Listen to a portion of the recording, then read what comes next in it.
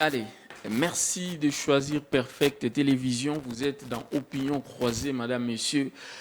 Bonjour et bienvenue à toutes et à tous. L'actualité en République démocratique du Congo reste dominée par l'arrestation de l'opposant Salomon S. Kadela, le conseiller privé de Moïse Katumbi. Il est à ce jour à la DEMIAP. De quoi l'accuse-t-on? En tout cas, sur ce plateau, avec mes invités, nous allons essayer d'en parler. Nous écouterons également ses avocats qui y sont allés le rendre visite hier, mais on leur a refusé l'accès. Alors, Tshisekedi en Chine, il est rentré hier en République démocratique du Congo. Les dits et les non-dits de ce déplacement, nous en parlerons également avec mes invités ici sur ce plateau. Matata Pogno Mapan, l'opposant Matata Pogno, est également dans le sud Kivu, précisément à Bukavu. Il a rencontré le prix Nobel de la paix, le docteur Denis Mukwege. Nous en parlerons également parce qu'ils ont discuté du processus électoral, de l'aspect sécuritaire ainsi que l'aspect social. Alors, comme je l'ai annoncé, nous aurons trois invités aujourd'hui sur ce plateau. Nous avons d'abord M. Kokaya Samuel. Il est chercheur en communication. Il est chef des travaux doctorant en communication à l'IFASIC. Il est détenteur d'un diplôme d'études approfondies en sciences de l'information et de la communication. Il est de l'IFASIC, il est de l'Académie de Beaux-Arts, mais également de l'Université William Booth. Nous vous saluons, M. Koka Samuel. Bonjour, bonjour Monsieur Baelengue. Merci beaucoup pour cette prestigieuse invitation. Nous sommes témoins de vos prouesses communicationnelles. Je remercie en même temps mes co-discutants, le professeur Kalele qui est à ma face, et puis le chargé de communication de Nouvel Élan, Bruno Mimbenga. Ces personnages envers qui j'ai beaucoup de respect parce qu'on discute République, et quand on parle République, c'est les sérieux au plus haut niveau. Merci beaucoup. Il est plutôt communicateur de Nouvel Élan parce que quand on est chargé des communications, c'est énorme.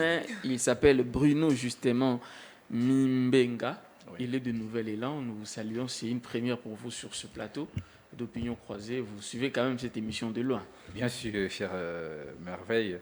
Merci pour l'invitation. Je salue mes co-débatteurs et puis je salue le grand professeur Mathieu Kalele. C'est un honneur pour nous de participer à ces débats ensemble, et puis je crois que nous allons parler de la République. Merci beaucoup, vous l'avez d'ailleurs déjà annoncé, cher professeur Mathieu Kalele. Vous êtes professeur à l'université de Kinshasa, c'est un honneur de vous recevoir sur ce plateau. Nous vous saluons également. Merci beaucoup, je vous salue aussi. Merci beaucoup pour la brièveté. Comme je l'ai annoncé, nous avons trois sujets, mais par préséance, nous allons commencer par le sujet concernant le chef de l'État, Félix Antoine Tshisekedi Tshilombo, qui revient d'un voyage en Chine. Il a rencontré le président chinois, les dits et les non-dits, justement, avec mes invités ici sur ce plateau. On commence par vous, Kokaya Samuel. Je sais que vous êtes détenteur d'une licence en journalisme politique extérieur, dont les questions qui concernent la diplomatie vous préoccupent également au plus haut point. Votre lecture sur le déplacement du chef de l'État en Chine était-il opportun? Je commencerai par dire, en tout cas, que le déplacement du président en Chine est opportun. Tout simplement parce que, si on remonte à la conférence de Berlin, oui, à la différence des autres pays africains, la RDC a été considérée comme un espace de libre-échange de tous les puissants de l'époque. Mais la Chine n'était pas présente lors du partage. J'arrive. La RDC était considérée comme un espace de libre-échange de tous les puissants de l'époque. Oui. Alors, la morphologie ou encore le paysage international a changé, on a eu d'autres puissants. Déjà, les États-Unis n'étaient pas là à la conférence, mais après la Deuxième Guerre mondiale, Hitler et les autres étant mis mal à l'aise, la France, l'Allemagne, la Belgique, l'Angleterre et tout, il y a eu une nouvelle figure, les États-Unis, la Russie de l'autre côté, et aujourd'hui, on parle maintenant de la Chine qui est une puissance inévitable. Une puissance inévitable, mais avec la puissance des Occidentaux, je parle de l'Amérique et de l'Europe. Est-ce qu'ils vont prendre ça d'un bon oeil que de voir le président de la République, surtout de la RDC, aller vers la Chine? Je réponds à la question si c'était opportun. Je dis oui. Parce que si la RDC, dans la tête, entre guillemets, de tout le puissant, c'est un espace de libre-échange pour tout celui qui est puissant dans le monde, et on compte la Chine parmi les puissances, et moi je pense que la Chine n'a rien à craindre vis-à-vis des États-Unis, n'a rien à craindre vis-à-vis de la France et des autres. Pourquoi? Parce que, et tous savent que, certes, la Chine est puissante. La Chine est puissante. Et cette puissance crée déjà une sorte de peur de part et d'autre. Les États-Unis ne peuvent pas entrer en guerre directe avec la Chine. De même, la Chine ne peut pas déclarer une guerre directe avec les États-Unis, parce que si on considère que la RDC est la chasse gardée et les propres des Occidentaux, les Américains, les Français, ainsi de suite, comme on les a toujours appelés des alliés traditionnels, mais écoutez, les changements reposent dans le choix des nouveaux paradigmes. Si hier, c'était les États-Unis, c'était la France, c'était les Allemands, et aujourd'hui, il y a un nouveau instrument de puissance qui est la Chine, je pense que au niveau international, les États sont souverains, théoriquement, bien sûr. Théoriquement, heureusement que vous l'avez dit. Très bien, théoriquement. Et partant de cette théorie, on dira que la RDC est libre de lier les relations avec n'importe quel pays au monde, d'abord. Et la Chine n'est pas de moindre. Et vous avez parlé de non-dit. Oui. Le président de la République, avec ses différents voyages à travers le monde, que beaucoup jugent improductif. Oui, c'est ça le problème. La République, c'est pas les iconiques, c'est pas les ici et le maintenant. Quand on gère la République, c'est le long terme. C'est le long terme. On ne peut pas avoir les résultats parce qu'il est parti aujourd'hui, il revient avec les résultats aujourd'hui. Là, c'est un problème. C'est pas comme ça qu'on pense la République. Et je voulais ajouter quelque chose là-dessus. Les présidents, c'est aller rendre visite aux différents États qu'on appelle traditionnels. Mais regardez l'accueil qu'on a réservé en Chine. On ne l'a pas accueilli comme ça aux États-Unis. On ne l'a pas accueilli comme ça en France. On ne l'a pas accueilli comme ça en Allemagne. Mais il arrive en Chine. Les Chinois montrent au président Tshisekedi que nous sommes tous États. Nous devons nous respecter. Mais ce non-dit-là la RDC est rentrée avec quoi dans sa JBCR, à part les 1 million de dollars pour les sinistrés? Mais écoutez, la Chine, déjà dans sa politique, il est difficile que la Chine vous donne de l'argent en espèces. La Chine, c'est question d'échange. Gagnant-gagnant. Gagnant-gagnant. Vous direz à la Chine, nous avons des gisements de coltan, des gisements de cobalt, ainsi de suite. Vous regardez qu'est-ce que vous pouvez faire avec.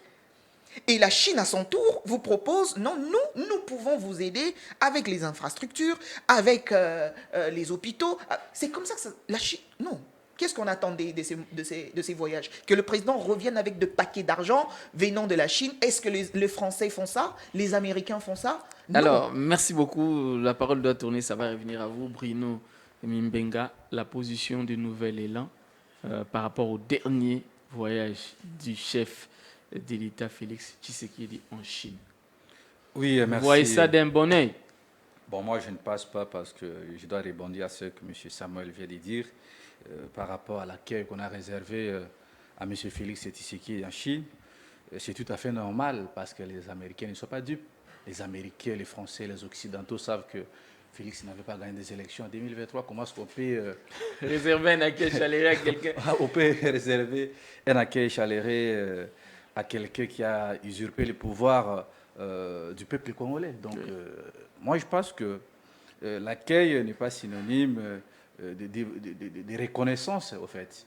Donc, ce que moi, je peux dire, l'arrivée de M. Félix en Chine n'est pas profitable au peuple congolais.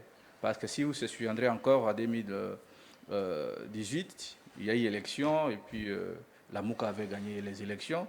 Après, M. Félix avait tout fait pour consolider son pouvoir au niveau international. Il a effectué plusieurs fois ses multiples voyages aux USA à travers l'ancien représentant, monsieur l'ambassadeur Mike Hammer, si vous se souviendrez encore, il avait amené au cimetière de son père et tout consort. Donc, par là, M. Félix avait promis aux Américains, parce que le régime passé, il y avait eu des antécédents entre les Américains et le régime de M. Joseph Kabila. Et les Américains avaient vendu toutes les entreprises aux Chinois, volontairement, sans pour autant que le gouvernement congolais soit informé. La société Fungurum et TFM, si vous se souviendrez encore. Oui. Et par après, M. Félix, il a promis aux Américains plusieurs accords. Il a signé même des accords jusqu'à preuve du contraire. Il n'a pas pu réaliser. Parce que tous nous savons que M. Félix est champion, il est fort aux promesses. Donc il en abuse presque à tout le monde. Il en a abusé aux Américains, aux Français. Et aujourd'hui, la grande question que nous pouvons nous poser, pourquoi M. Félix est allé vers la Chine, presque pendant à la fin de son mandat. Mais Kabila a été en Chine. Non, les fameux contrats chinois ici a posé problème. On a vu avec Alingué Tiki est venu avec des révélations qui ont causé des sérieux problèmes à la République. Non, ce que moi je peux dire, est-ce que les accords de M. Alingué, ou bien est-ce que M. Félix est parti en Chine pour signer les accords? Je ne crois pas. Il est parti pour faire quoi exactement? M. Félix est allé pour ses propres intérêts, non pour l'intérêt de la République. Si et seulement si il y a eu des accords, qui a signé ces accords? Certains disent qu'il serait parti. Certains disent qu'il serait... son fils, non, excusez-moi. Pour chercher l'argent, pour les élections. Non. Pour les élections, parce qu'il s'est Je pense que Joseph Kabila avait organisé des élections en 2018 par l'effort propre des Congolais. Vous voyez, il semblerait que c'est le fils de M. Tshisekedi qui est le représentant de la République. Donc, par là, nous pouvons dire que les accords, le voyage de M. Félix en Chine n'est pas profitable au peuple congolais. Parce que si vous cherchez, c'est son fils, Anthony Tshisekedi, qui est de la Sokimo, et c'est lui qui est allé signer au nom de la République. Donc, par là, vous allez comprendre que M. Félix ne travaille pas pour l'intérêt général, mais il travaille pour l'intérêt de sa famille Tshisekedi. Donc, par là, moi, je peux dire que M. Félix est vomi par les Occidentaux, il est vomi par les Américains, alors... Il va aller se faire une santé en Chine. C'est ça le terme. Donc pour moi, je pense qu'en 2023, il y aura de nouvelles donnes qui vont se tracer parce que si M. Félix avait l'ambition ou bien l'idée de modifier ou bien de revoir les accords avec les Chinois, il aurait pu le faire en 2019. Oui. Mais parce que au même moment, vous êtes avec les Américains, au même moment, vous êtes avec les Russes, parce que vous vous souviendrez encore, M. Félix était reçu par le président russe, Vladimir Poutine. Donc, aujourd'hui, il y a guerre entre la Russie l'OTAN et la Russie, bon, le bloc des BRICS. Oui. Nous voyons Brésil, Inde, Russie et la Chine. Donc, aujourd'hui, les Américains veulent quoi au Congo? Les Américains veulent le cobalt et le cuivre pour leur permettre à réaliser leurs ambitions dans les jours à venir. Oui. Mais c'est le même reproche qu'on avait pu reprocher au régime de Joseph Kabila. C'est ce que Félix vient de faire. Donc, en voyant... il répète pratiquement les mêmes erreurs. En voyant la façon dont Kabila gérait les pays, c'est de la même façon que Félix gère les pays. Alors, donc, moi, je peux dire aux Congolais, il n'y aura rien de bon avec ce voyage que M. Félix a effectué en Chine, parce que ce n'est pas son premier voyage. Il a effectué plus de 349 voyages. Avec quels résultats? Avec une forte délégation de 345 personnes. Ils ont dépassé plus de 5 millions de dollars pour aller attendre 1 million de dollars pour résoudre le problème de nos frères de l'Est. Ça, c'est une aventure. Merci beaucoup. Donc moi, je pense que M. Félix, il est presque... il ne sait quoi faire. Donc, ce que moi, je peux demander au peuple congolais de se préparer d'ici janvier 2024, on aura un nouveau président pour remettre le pays sur... Merci beaucoup, professeur Kalela. Félix Tshisekedi, en Chine, il est rentré dans sa gibecière 1 million de dollars. Mais le problème, ce n'est pas les 1 million de dollars. Le problème, c'est ce qu'il est allé chercher là-bas exactement. Qu'est-ce qu'il est allé chercher là-bas? Bon, il faut d'abord corriger le nom. Oui. Ce n'est pas Kalela, c'est Kalele. Merci beaucoup, professeur Kalele.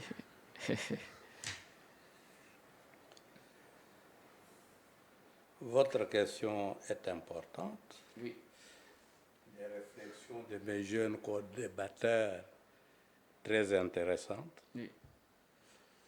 Je crois que le public qui nous suit va en tirer quelque chose.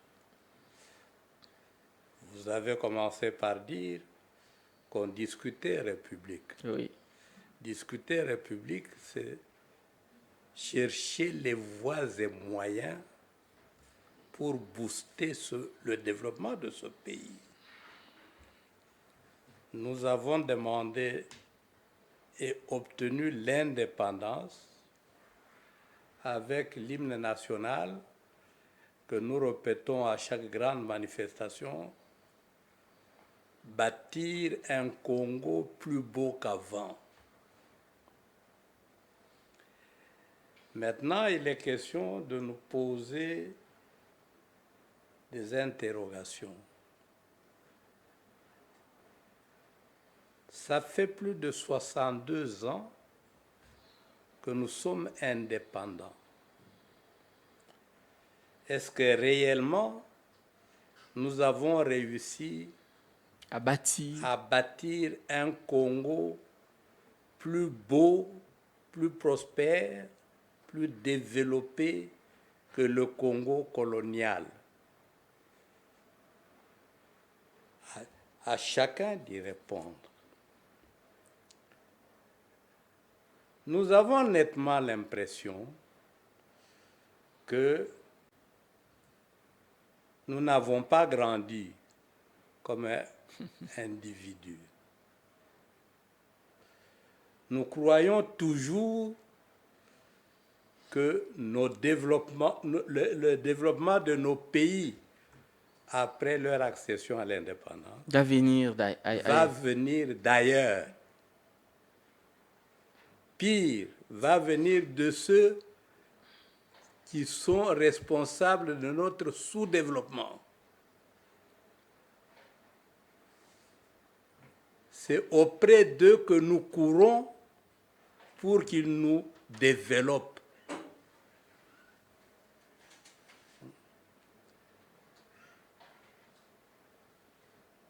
Monsieur Mobutu a beaucoup voyagé pendant son règne. Est-ce qu'il faisait autant de voyages comme Félix Tshisekedi aujourd'hui? Mobutu a beaucoup voyagé.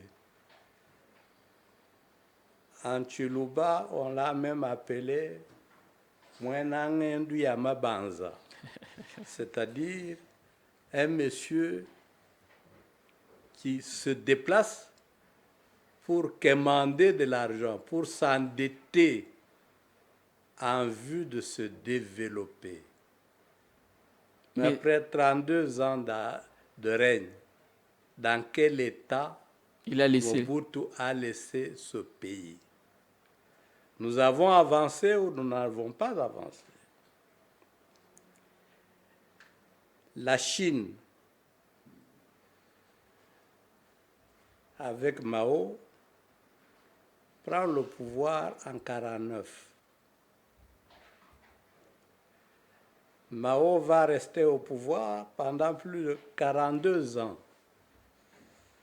Pendant plus de 42 ans, il effectuera 2 voyages à l'extérieur. Mais la Chine, regardez l'état dans lequel se trouve la Chine aujourd'hui. La Chine est très développée. Oui, mais j'ai déjà été plusieurs fois en Chine. Oui.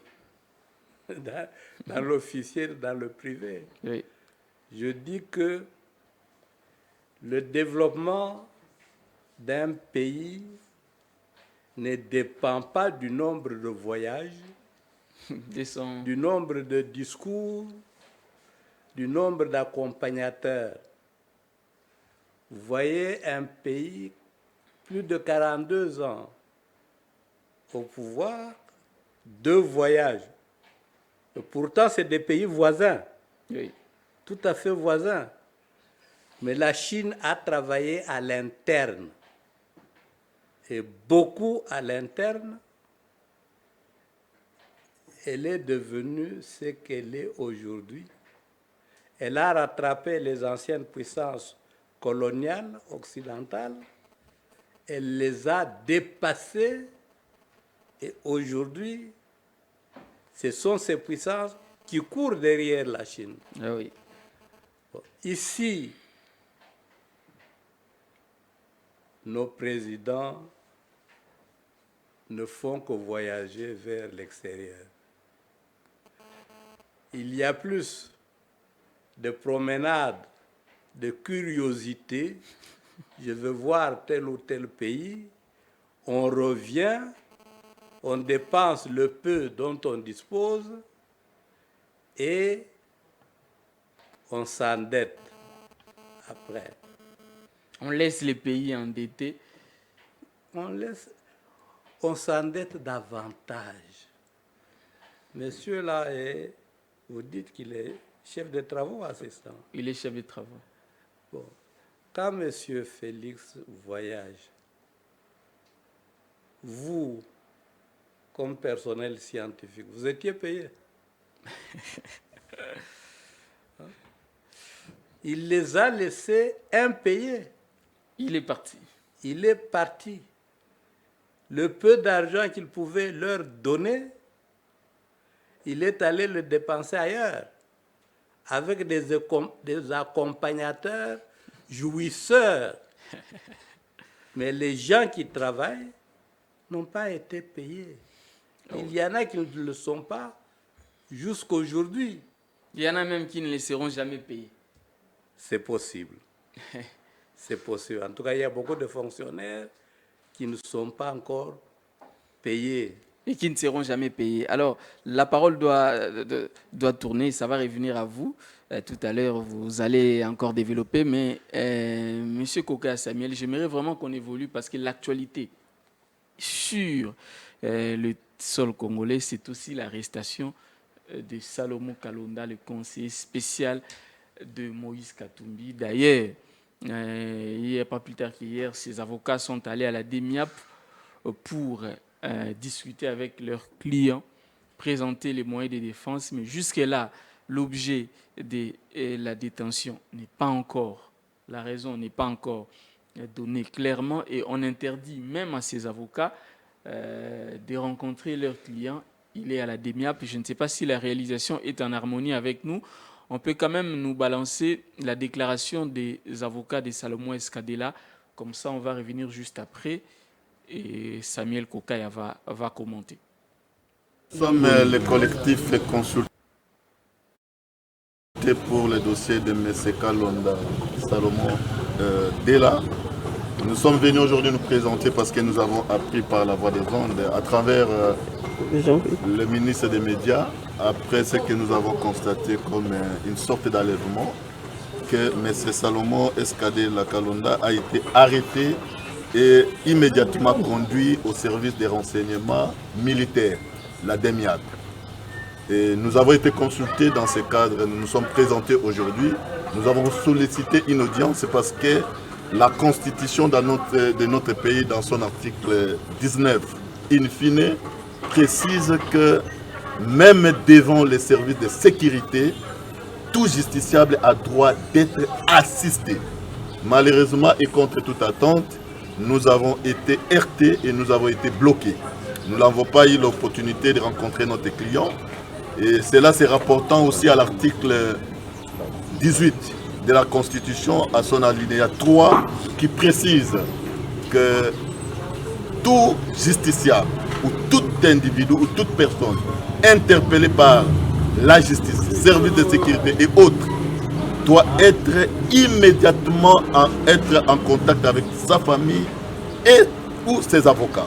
Malheureusement, ce conseil que nous n'avons pas eu cette possibilité de les rencontrer et nous sommes vraiment désolés, mais nous sommes ici purement dans l'exercice de notre profession.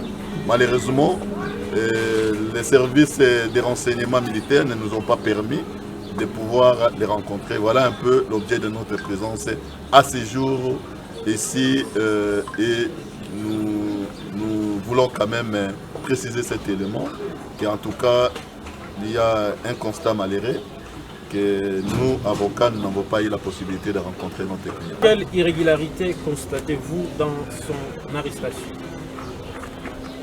En tant que conseil, en tant qu'avocat, je me tiens tout simplement à préciser que la constitution dans notre pays est violée dans son article 18 et à son article 19 in fine.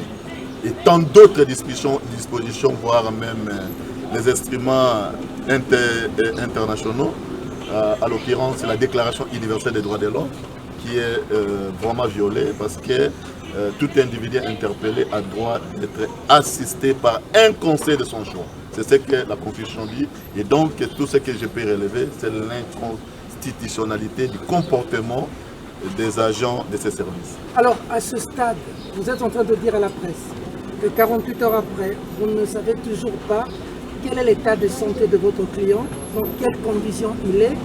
Et votre petite question, 48 heures après, on vous refuse l'accès.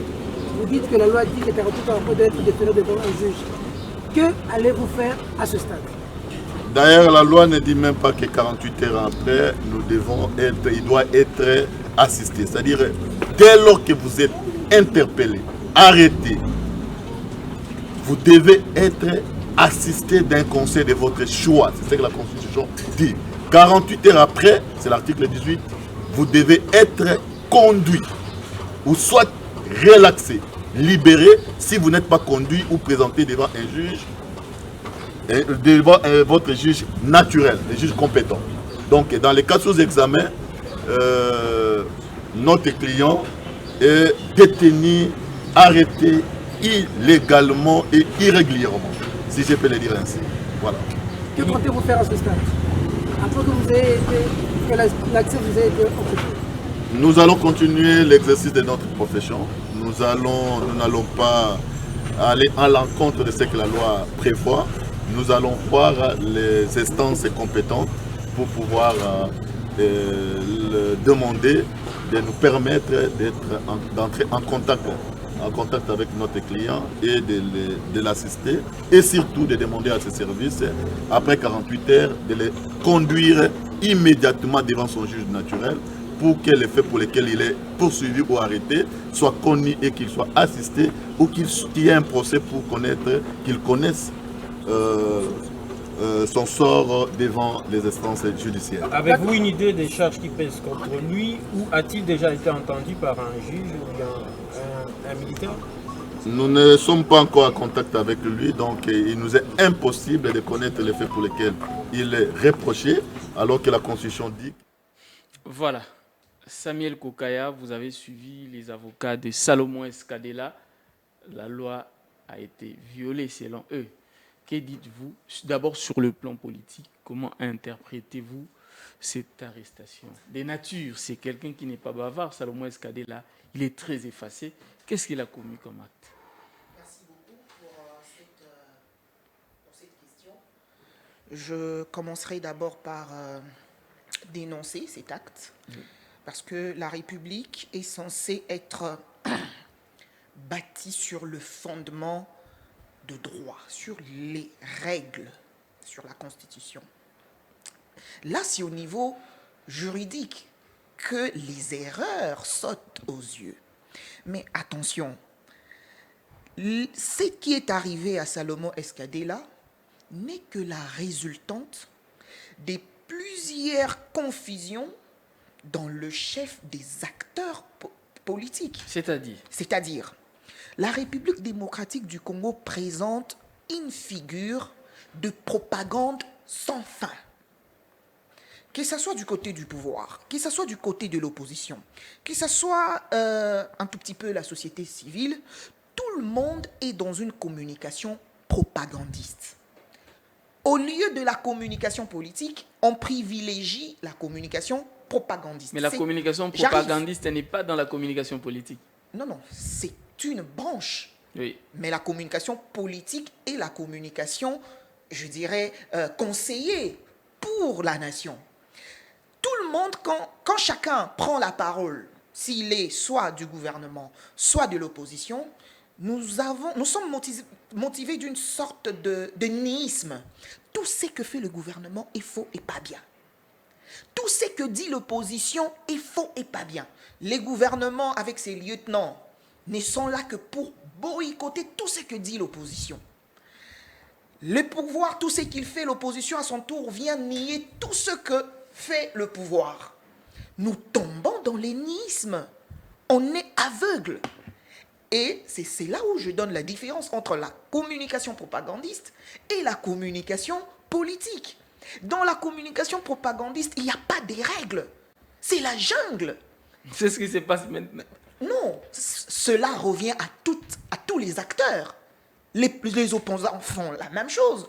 Le pouvoir fait la même chose. Raison pour laquelle les débats actuels est centré sur les personnes. Tshisekedi a fait ceci, Tshisekedi a fait cela. Mais attention, mais chacun a son rôle. Il faut dépersonnifier le débat pour l'actentialiser, c'est-à-dire regarder les rôles d'un chacun.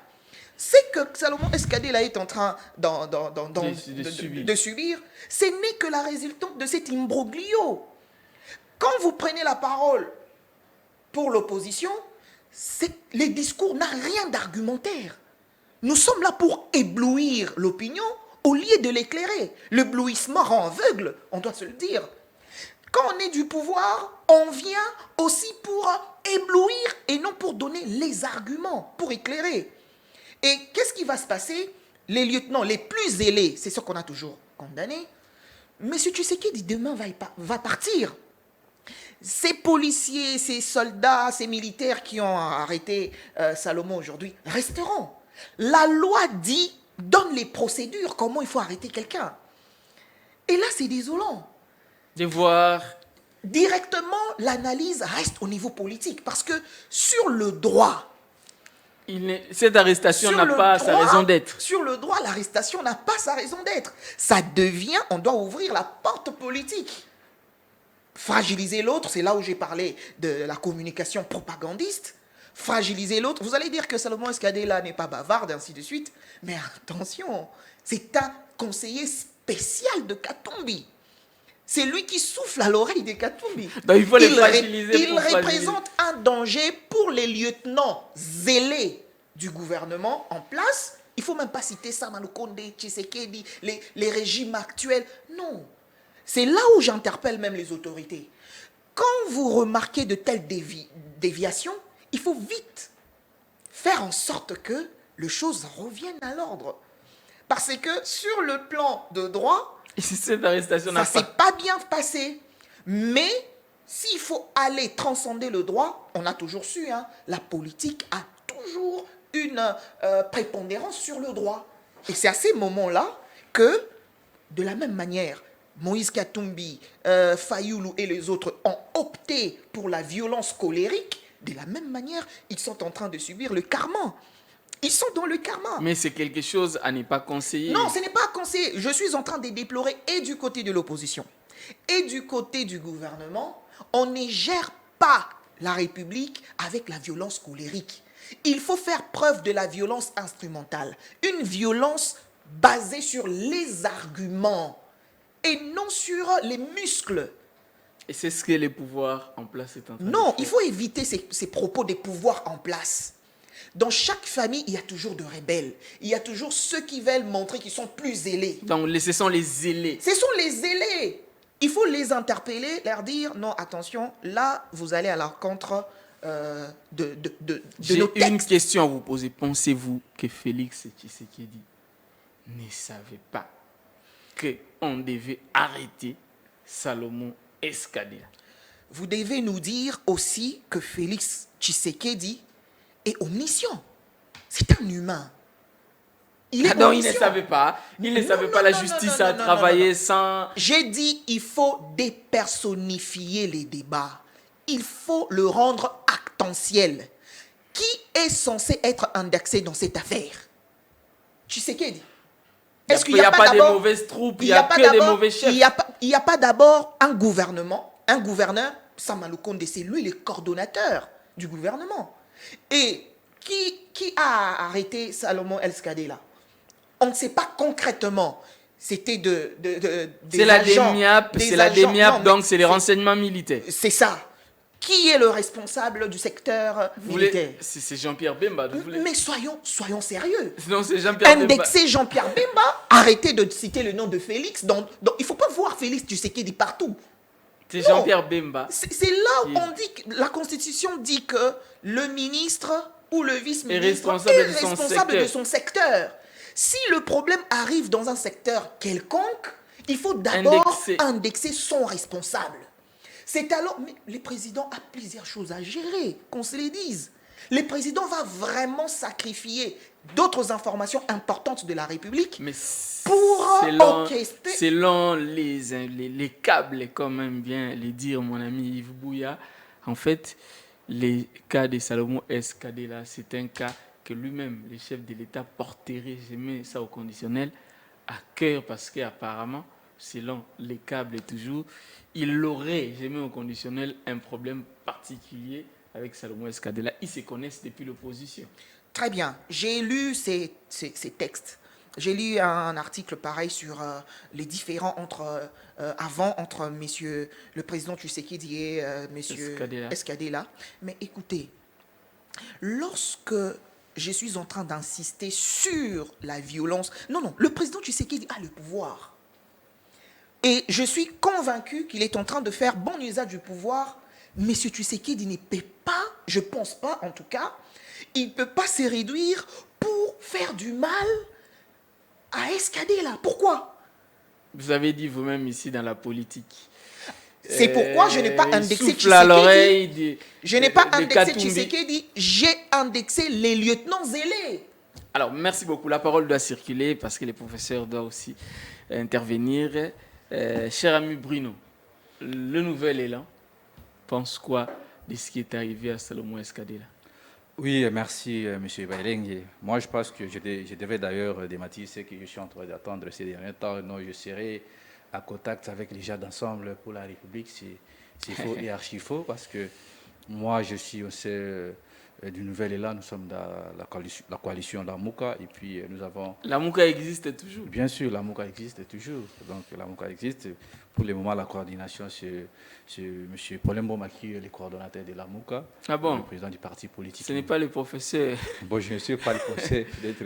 Je ne sais pas s'il va entrer dans ces petits... Heureusement qu'il est là présent. Bon. Voilà. Donc, c'est le fruit de l'inconstance politique de M. Moïse Katumbi. Parce que si vous se souviendrez encore, il y a eu un temps, M. Moïse Katumbi nous avait quitté au sein de la coalition Lamouka pour aller porter main forte à M. Félix Tshisekedi, qui n'a jamais respecté ses engagements vis-à-vis de ses pairs, vis-à-vis d'autres responsabilités qu'il prenne. Alors aujourd'hui, les problèmes qui se passent, moi personnellement, nous condamnons l'acte qui s'est passé le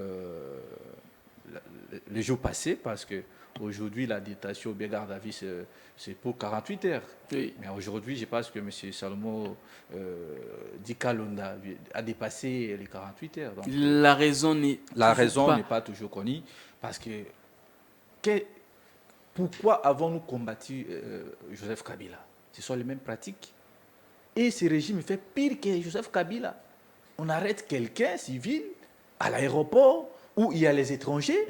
C'est une frontière. Et si seulement si les militaires ouvraient le feu, imaginez à l'aéroport. À l'aéroport. C'est ça, les fruits de l'irresponsabilité. Et moi, je peux dire que le problème de M. Salomon, c'est un problème privé entre lui et M. Félix Tshisekedi. Parce qu'ils savent qu'en arrêtant Olivier Kabitat, ce n'est pas un petit fretin. Ils ont cherché... Non, mais Salomon Escadela n'est pas aussi un mini fretin. Oui, ils ont cherché à déstabiliser Moïse Katumbi à travers son lieutenant, M. Salomon, qui détient plusieurs secrets, plusieurs relations internes et extérieures de M. Moïse Katumbi. Vous savez, sur le plan relationnel, M. Salomon détient plusieurs responsabilités au sein d'Ensemble.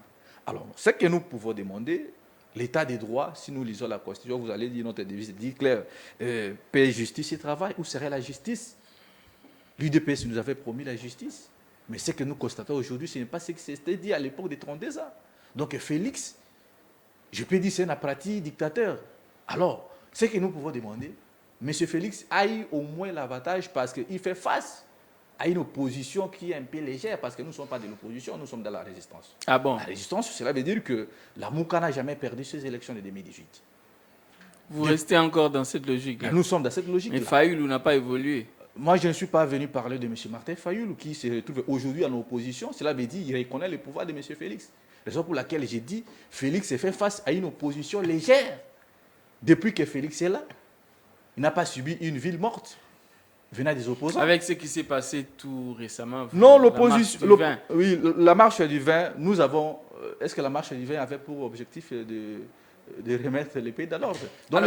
Excusez-moi, cher Merveille. C'est que l'opposition n'est pas synonyme à multiplier le nombre d'actions brutales, le nombre de sit-ins. L'opposition, ça demande aussi. L'opposition a ce multiple dimensionnel. L'opposition demande aussi la réflexion. Vous critiquez, puis au même moment, vous proposez. C'est que M. Moïse Katumbi est en train de subir aujourd'hui, c'est les fruits de l'inconstance politique. S'il n'avait pas, s'il était prudent, il n'aurait pu accepter d'aller accompagner quelqu'un qui n'avait pas gagné des élections. J'ai suivi une vidéo la semaine passée. Ils étaient en 4, lui, les 4 leaders, Martin Fayoulou, Matata Pogno, qui s'est dit aujourd'hui opposant, tandis que ce sont eux qui ont fabriqué M. Félix Tshisekedi. Oui. Il disait non, c'est Fayoulou qui avait gagné des élections. Si Moïse Katumbi avait reconnu que c'est Fayoulou qui avait gagné des élections, pourquoi il avait quitté les bateaux? Donc, ce que nous pouvons demander, aujourd'hui, l'article 18 de notre Constitution vient d'être violé parce que la Constitution est claire là-dessus en disant que la personne arrêtée a droit d'une visite de sa famille et ses avocats conseillent. Mais malheureusement, nous avons vu les avocats aller demander de voir leurs clients, mais ils sont rejetés. Ce que moi je peux demander, ceux qui sont de l'opposition maintenant là, parce qu'ils reconnaissent le pouvoir de M. Félix Tshisekedi, de multiplier les actions qui pourraient toutefois mettre Félix en insécurité. Mais ce que nous voulons, nous demanderions à la justice de libérer M. Salomon devant ce juge naturel. Ça sera une bonne chose. Et voilà. Je sais que votre déclaration à vous sur ce sujet va beaucoup compter. Je sais que les téléspectateurs, l'opinion publique a besoin de les savoir. Vous avez écouté les avocats de Salomon Escadela. On n'autorise même pas à ces avocats d'apporter assistance à leurs clients jusqu'à aujourd'hui. Au moment où nous parlons, nous ne connaissons pas les raisons. Votre réaction à vous? L'affaire du conseiller de M. Katumbi, ce n'est pas un fait isolé. Oui. Quand vous faites une analyse dans le temps et dans l'espace, oui, il ne faut pas que ça paraisse comme un acharnement. Et si vous pouvez approcher comme un acharnement. Oui. Monsieur Katumbi, avec son entourage, a déjà eu à vivre les choses semblables. Avec Joseph Kabila. Avec Joseph Kabila, il a été accusé d'avoir recruté des mercenaires. Oui. Amené à la justice. Il en est sorti même endolori. Aujourd'hui, M.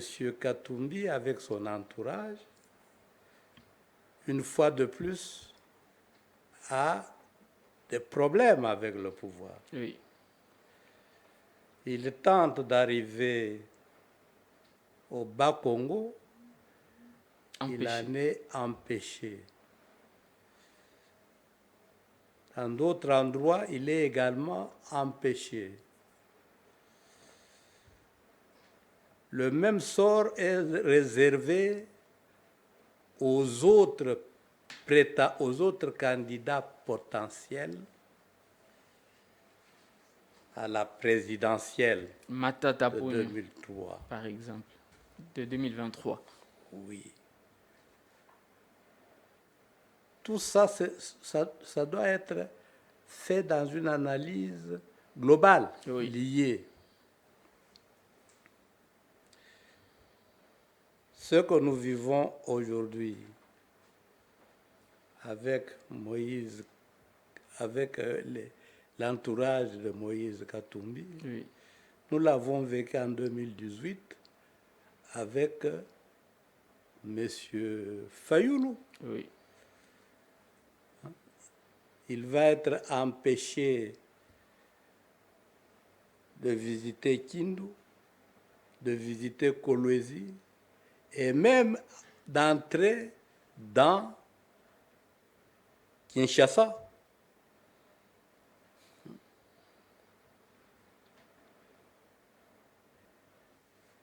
Sa campagne électorale va être écourtée de quelques jours. Je m'en souviens très bien.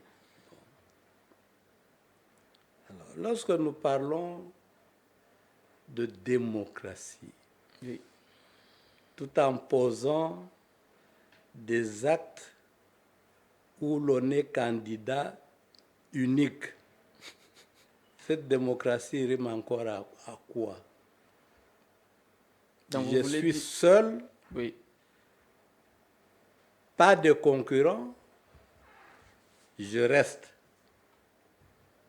En quoi c'est différent de ce que faisait Mobutu lorsqu'on proclamait les résultats de Kenge à Kinshasa, quand les urnes pour aller voter à Kenge traînaient encore en Djil. Vous voulez dire que ce qui se passe aujourd'hui sous Félix Tshisekedi n'a rien de différent avec ce qui s'est passé sous la dictature de Mobutu. Moi, j'ai publié un livre. Oui. Dans la série de mes dernières publications, vous avez un livre, Similitudes entre le régime colonial, le régime MPR, le régime PPRD, Et le régime FCC Cash et le régime Union sacrée. Union sacrée. C'est exactement la même chose. L'inspirateur, c'est le colonisateur. Nous ne faisons que reproduire ce que les Blancs ont fait, mais en y donnant une couleur noire parce que nous sommes noirs.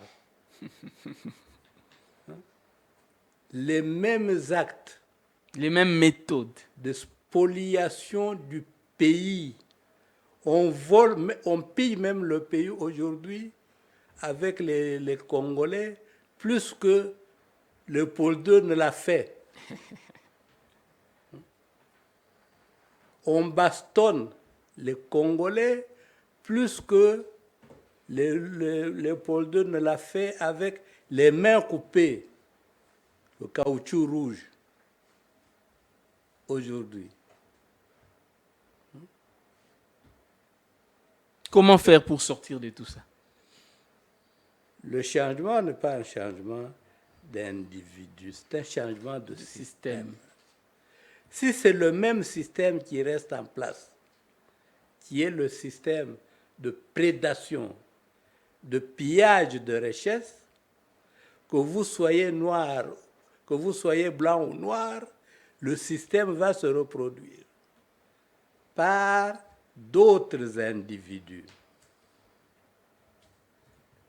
Ça peut être des nationaux, ça peut être des étrangers.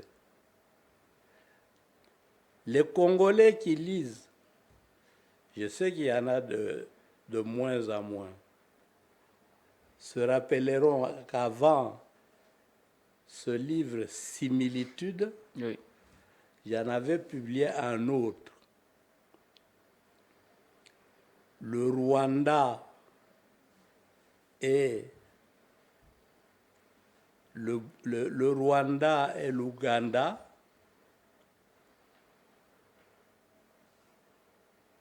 en République démocratique du Congo, comme l'Espagne et le Portugal en Amérique latine. J'ai démontré là qu'autant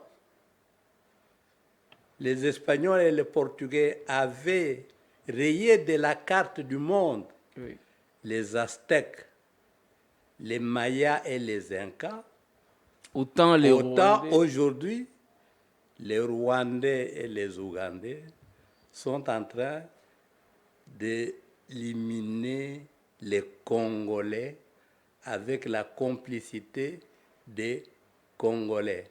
Et si on ne fait pas attention, vous aurez des tribus entières dans le Kivu, nord et sud Kivu, qui vont disparaître.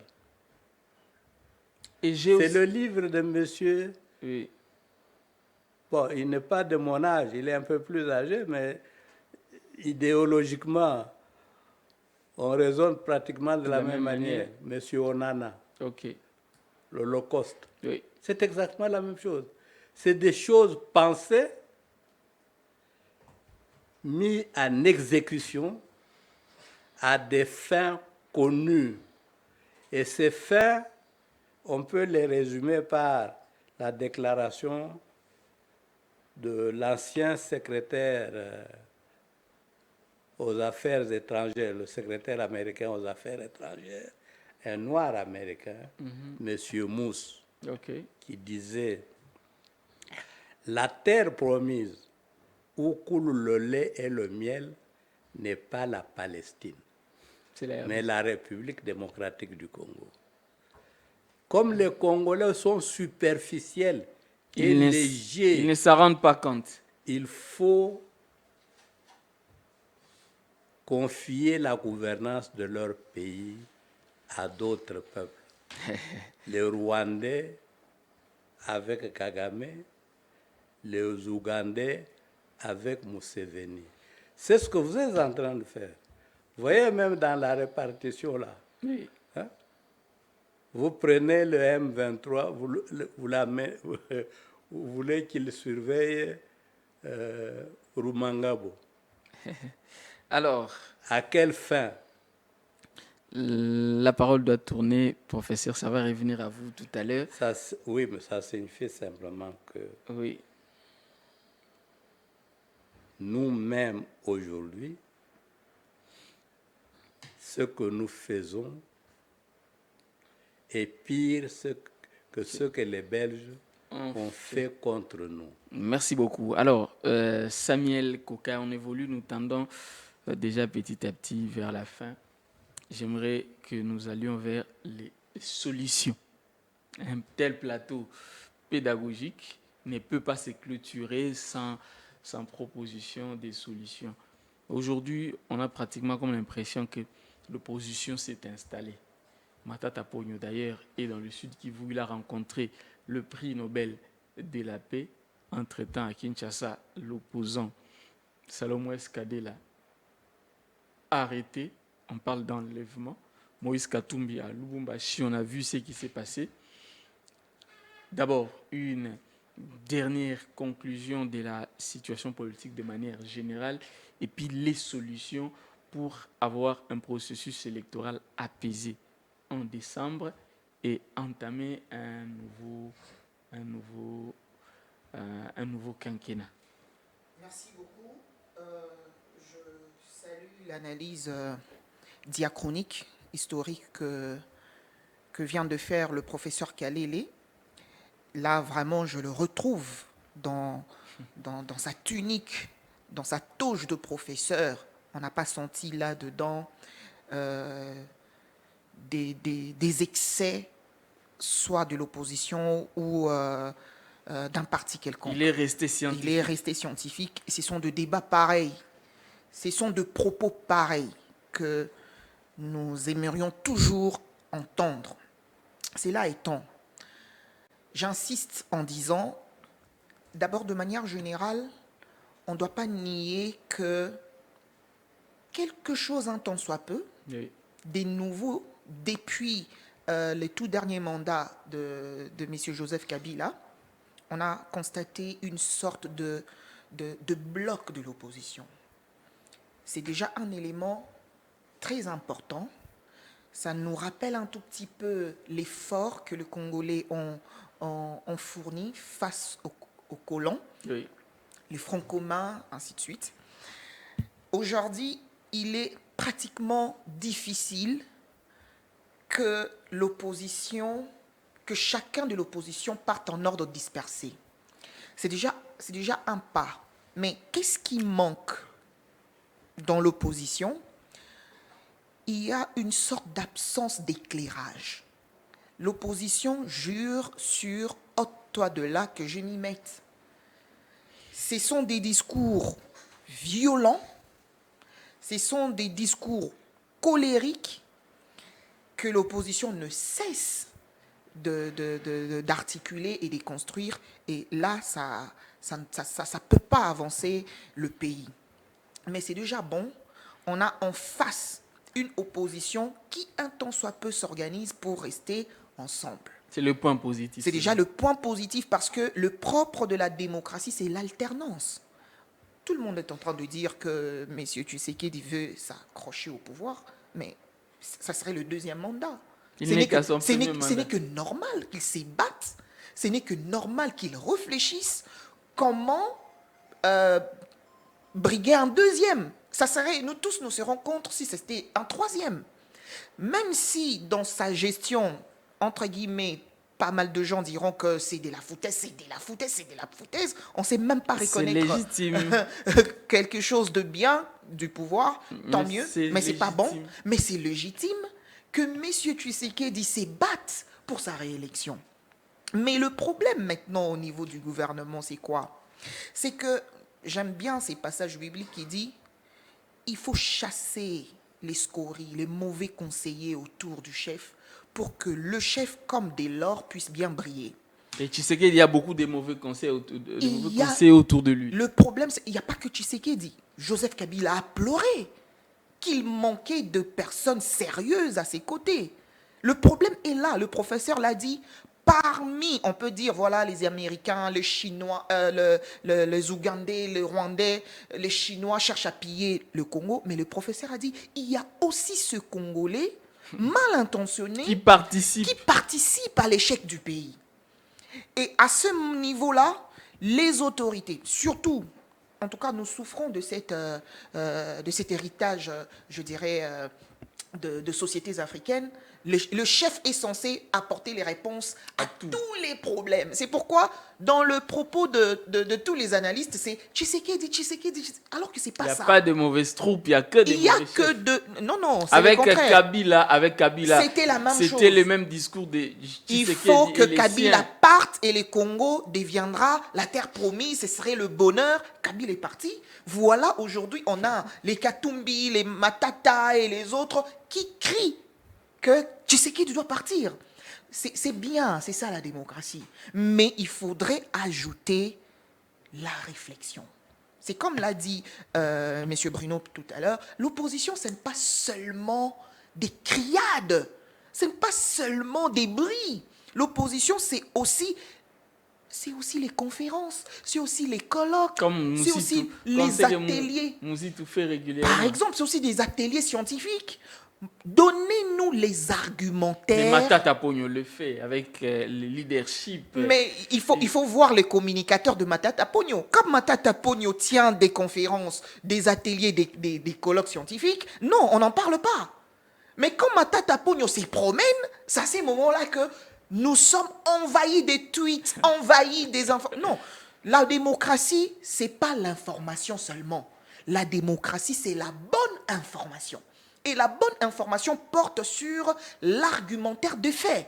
S'il y a un fait et qu'il n'y a pas un argumentaire solide, il n'y a pas un projet plus meilleur que l'autre, nous ne sommes pas démocratie, nous sommes dans une démocratie, je dirais, ad hoc. Voilà, c'est qu'on doit veiller sur cet élément-là.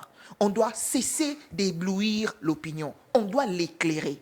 On doit lui fournir les réponses à toutes toutes les questions pourquoi concernant la gestion de la Merci beaucoup. Bruno, ce sera également votre dernier mot parce que vous fait signe avant que les professeurs ne puissent clôturer l'émission. Merci, chère Merveille. Ce que moi je demanderai dans un premier temps à tous ceux qui sont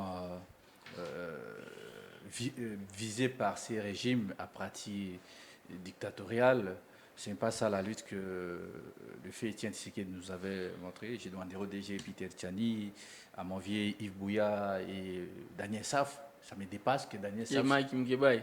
Non, Moukébaye déjà est en prison. Il est en prison. Ça me dépasse maintenant de voir Saf se cacher. C'est ça ma grande crainte, qu'il sorte. Il n'y a pas que lui, Patrick Locala aussi. Même nous autres, nous sommes aussi visés, on ne sait pas. Demain, ça sera peut-être vous, on ne sait pas. Non, nous... Parce que nous savons que M. Félix nous avons promis au Tchad que les Malocos et au Tonda. Ah bon? Oui. Lui-même là, Félix et des va faire copie. Il y a aussi une vidéo avec Christian Losakoun, je crois, où il disait qu'une fois qu'il est au Je pouvoir, la première des choses, c'est fermer les prisons. Les petits, les la cachots là, DEMIAP, la NER et tout. Kossor. Mais il fait le contraire, apparemment. Mais c'est ça. Félix veut nous imposer la politique qui s'est faite au Rwanda. Diviser pour mieux régner. Il est allé au Tchad, il a dit non, je me suis inspiré de votre armée, moi aussi, je les ferai chez moi. Vous savez ce qui se passe au Tchad? On appelle ça les Zagawa. Zagawa, cela veut dire non, l'armée interethnie de la tribu. Ah bon? Mais oui. Félix copie que du mal. Monsieur Samuel venait de dire non, Félix est mal entouré. Non, c'est Félix lui-même qui est un mauvais chef. C'est un discours à éviter, M. Bruno. Non! Comment est-ce que vous pouvez accepter des mauvais conseils? Vous voyez les problèmes. Donc, nous demandons que la démocratie qu'a prôné l'UDPS soit faite. Félix n'a pas un bilan, c'est la raison pour laquelle il est en train de nous intimider les opposants. C'est maintenant de l'intimidation. C'est de l'intimidation. Il veut faire tous les opposants. Parce qu'il sait que Moïse Katumbi, il semblerait qu'il a beaucoup de moyens, qu'il va miser sur la presse. Peter Kazadi l'a dit, l'opposition a beaucoup plus d'argent que les pouvoirs. Je me demande, est-ce qu'on peut être plus riche que l'État? L'opposition a plus de moyens, mais il ne sait pas s'organiser pour mettre ses moyens afin de mettre Félix à côté. Et le problème qui se passe aujourd'hui dans notre pays, chère Merveille, nous ne combattons pas Félix comme individu. On combat Félix parce qu'il gère mal le pays. On a combattu Mobutu.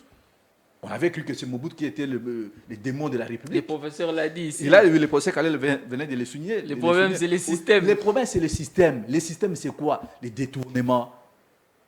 Vous voyez, les rationnements des rames. C'est ce que Félix venait de nous faire ici. C'est ce que nous combattons. Peut-être d'autres gens ne savent pas comment est-ce qu'ils réfléchissent. Nous, on ne combat pas Félix comme individu, nous combattons les mauvais systèmes. Parce que si on sait que si les systèmes... Il faut trouver un concept à ces systèmes. Si les systèmes ne s'appelleraient pas Félix. Et déboulonné, nous ça pensons aussi que une non, les gens qui confusion. viendront... Parler des kabylismes, donc les Tshisekediismes, par exemple. C'est ça l'erreur.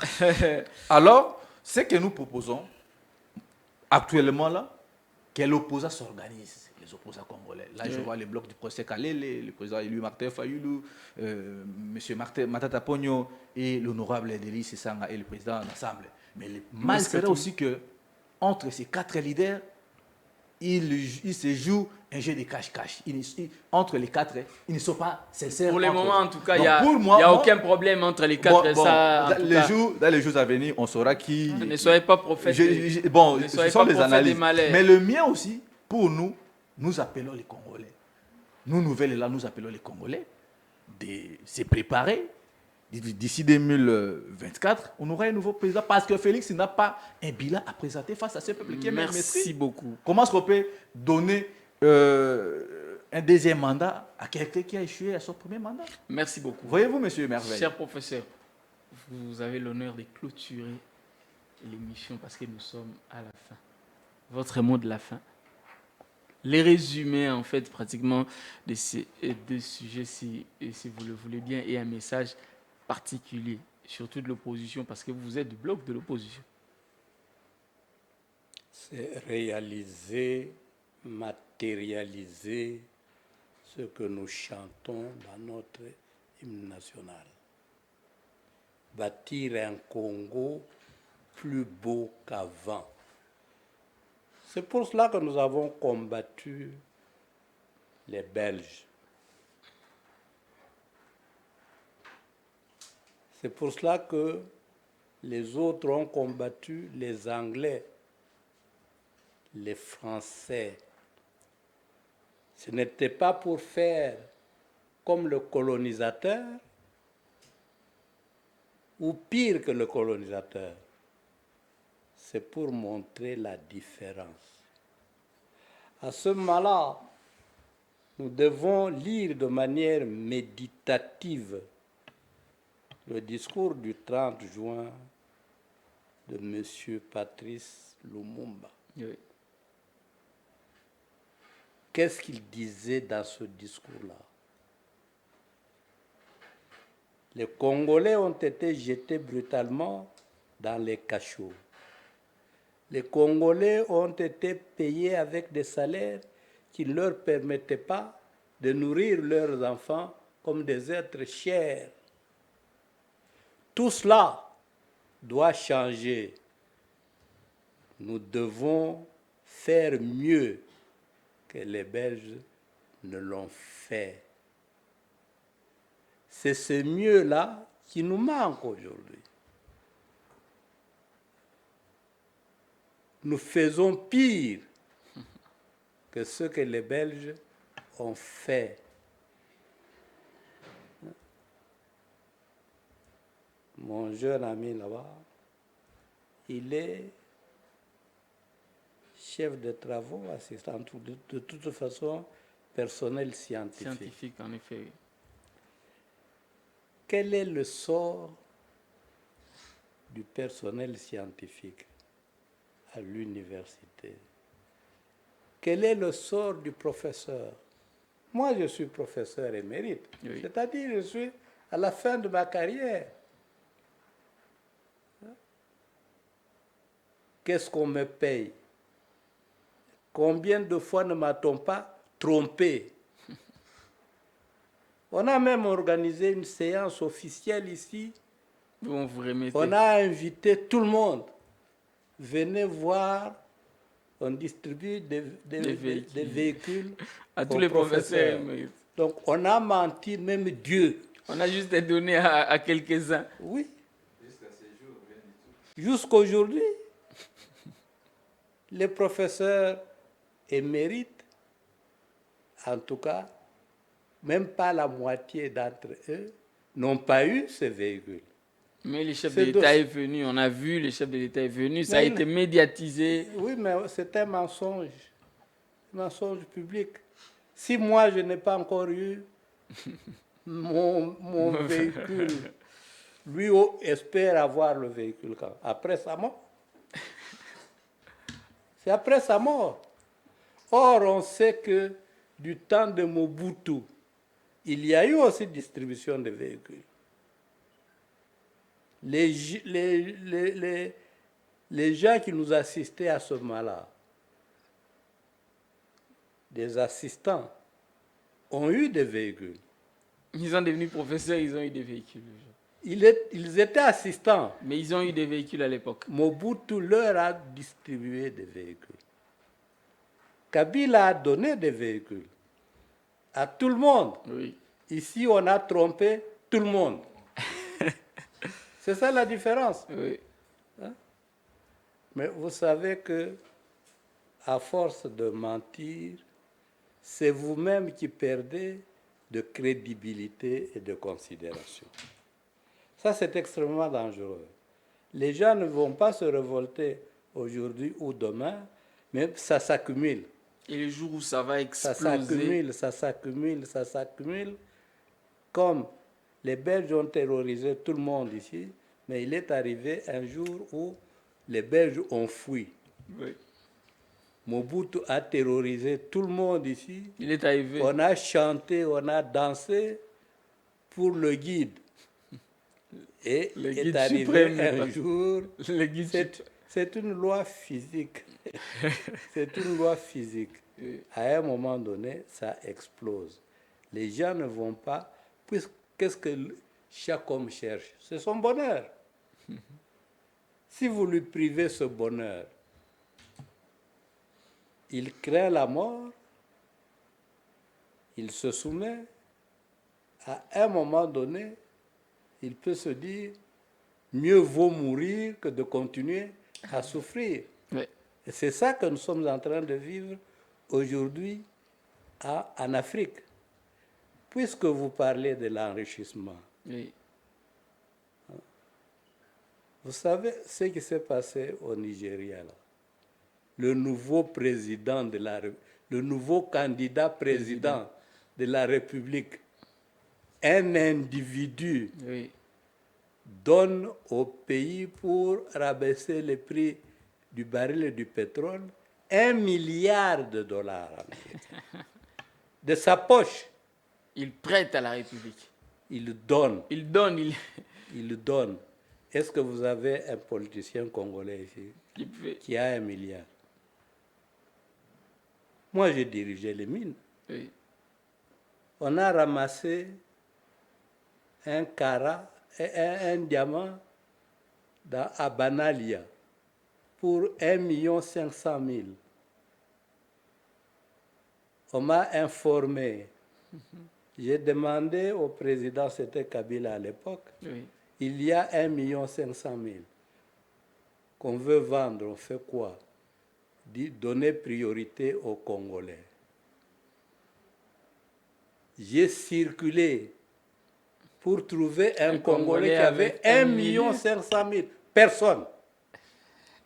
Vous étiez obligé de recourir. Personne. Les diamantaires qui gonflaient le dos au Kasaï là-bas, 1 million, tous. Personne n'avait 1 500 000. Prenons ça à crédit, allons vendre, nous venons rembourser cet argent ou bien nous payons par tranche. Le président me dit non, nous avons besoin du cash. Personne n'avait le cash. Dit, dans ce cas, monsieur le ministre, vendez à celui qui a de l'argent. Je m'adresse à un Libanais, ici, dans la ville. Il vous sort. Monsieur, il y a un diamant ici pour 1 500 000 cash. Est-ce que vous pouvez prendre? Il vous sort caché. Il dit, monsieur le ministre, dans 30 minutes, je vous apporte de l'argent en espèces. Vous voyez? Oui. Avec tout ça, on peut courir à gauche, à droite, demander de l'argent à gauche, à droite. On croit que on n'a pas soi-même de l'argent pour investir. C'est le blanc qui doit investir. Merci. Merci beaucoup. C'est notre drame. On n'est même pas conscient de ce que nous sommes, de ce que nous voulons faire de ce pays. Ça, c'est la voix de la sagesse qui parle. Et merci à vous, fidèles téléspectateurs, d'avoir suivi Opinion Croisée, qui est pratiquement devenue votre émission culte sur Perfect Télévision. Nous avons eu le plaisir de parler de l'arrestation du conseiller spécial de Moïse Katumbi, Salomon Escadela, du dernier déplacement du chef de l'État Félix Antoine Tshisekedi Tshilombo en Chine et du passage de Matata Ponyo dans les Sud Kivu, précisément à Bukavu, où il a rencontré le prix Nobel de la paix, le docteur Denis Mukwege. Retrouvez cette émission tout à l'heure sur YouTube dans Peter Tiani RDC Télévision. La rediffusion, c'est le même jour à 22h pour les extraits coupés, partagés sur Facebook, sur Twitter. Que Dieu vous aime, aimons le Congo. Au revoir. Et à demain, mais cette fois-là à 9h avec d'autres invités avec le même plaisir.